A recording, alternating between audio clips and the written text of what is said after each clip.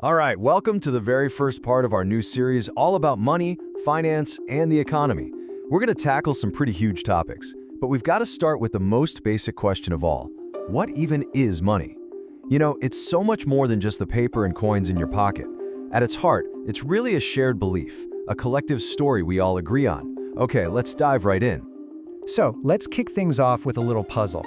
What on earth could giant, immovable stones, the virtual currency in a video game, and the cash in your wallet possibly have in common? I mean, they seem totally different, right? But believe it or not, they all share the exact same secret ingredient that makes them work as money. To find that secret, we've got to take a trip way out into the Pacific, to the tiny remote island of Yap. It was here, centuries ago, that one of the most incredible forms of currency ever existed. And it's something that perfectly explains the true nature of all money. So, let me introduce you to the rye stones. Now, these were not exactly pocket change. We're talking about massive limestone discs, some weighing as much as a car. And get this, they weren't even from Yap. The islanders had to sail 400 kilometers over open ocean to another island, quarry these giant stones, and then haul them back on canoes and rafts. It was a super dangerous journey, and that danger, that difficulty, is a huge part of what made these stones so valuable. But here's where it gets really mind-bending. The value of a rye stone had nothing to do with actually having it in your possession. There's a famous story about a huge, incredibly valuable stone that fell off a canoe and sank to the bottom of the ocean. It was gone forever. But did that matter? Nope. Everyone on the island just agreed who owned the stone at the bottom of the sea, and it kept on getting used in transactions. Its value was purely in the shared story, in the collective memory of the people. And that right there is a perfect illustration of what we call fiat money. Fiat money isn't valuable because it's made of gold or silver. It's valuable because we all agree it is. It's based on nothing more than collective agreement and trust. Just like those rye stones, the money in your bank account only has value because we all believe it does. It's kind of like a collective hallucination that we've all agreed to participate in. So, okay, but why? Why did we go to all this trouble to invent these shared beliefs in the first place? What was the fundamental problem that money was created to solve?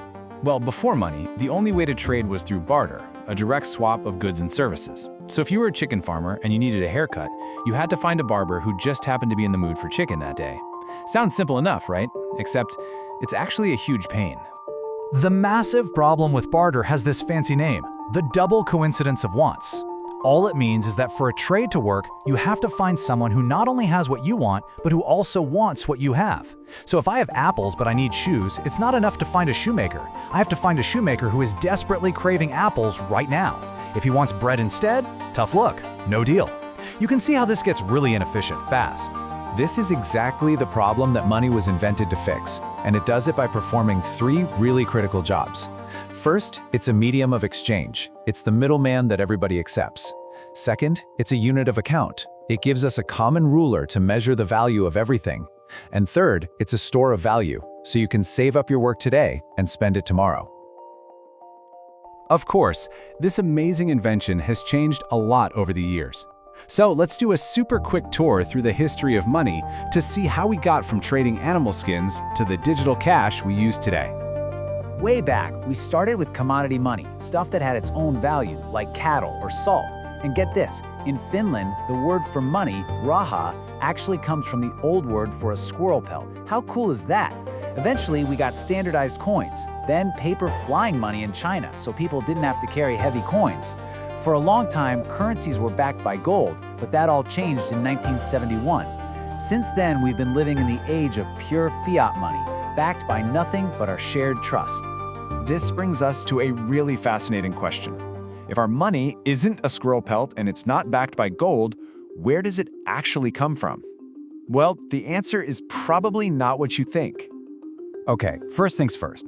Most of the money out there isn't physical. The actual coins and banknotes we carry around make up just a tiny, tiny fraction of all the money in the world. The huge, vast majority of it, it's just digital numbers in the computer systems of commercial banks. So how does all this digital money get made? It's actually shockingly simple.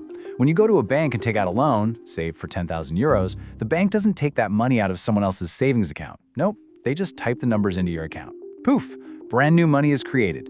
And just as easily, when you pay back the loan, that money is basically destroyed. It just vanishes from the system. Yeah, you heard that right. When commercial banks make loans, they are literally creating new purchasing power out of thin air. Our entire modern financial system is built on this process, where almost all money is created as debt. So if money is just a shared story that banks can literally type into existence, what does the next chapter of that story look like? Where is all this heading? Well, the story of money is far from over. In fact, it's being written right now as we speak. We're seeing all sorts of new shared agreements pop up, especially in the digital world, and they're challenging our old ideas about what money even is. I mean, just think about something like V-Bucks in the game Fortnite. Inside that game's world, it works just like real money. You can use it to buy things have prices in V-Bucks, and you can save it up. And why does it work? For the exact same reason the Rye Stones worked on that tiny island. The community of players agrees that it has value. And hey, it's even teaching kids real-world lessons about budgeting and value. And that brings us right back to where we started. From giant stones that couldn't be moved to digital tokens that exist only on a screen, money has never been about the object itself. It's always been about the technology of a shared agreement. Its form keeps changing, but its purpose, to help us cooperate, stays the same. So that leaves us with one last big question. If money is just a story we all agree on, what's stopping us from agreeing on a completely new one? Thanks for watching. We are going to continue this deep dive into the mechanics of money and the global financial system in the upcoming episodes. I aim to release the next part as soon as possible to keep the series moving. If you want to understand how the economy truly functions, make sure to subscribe and turn on notifications.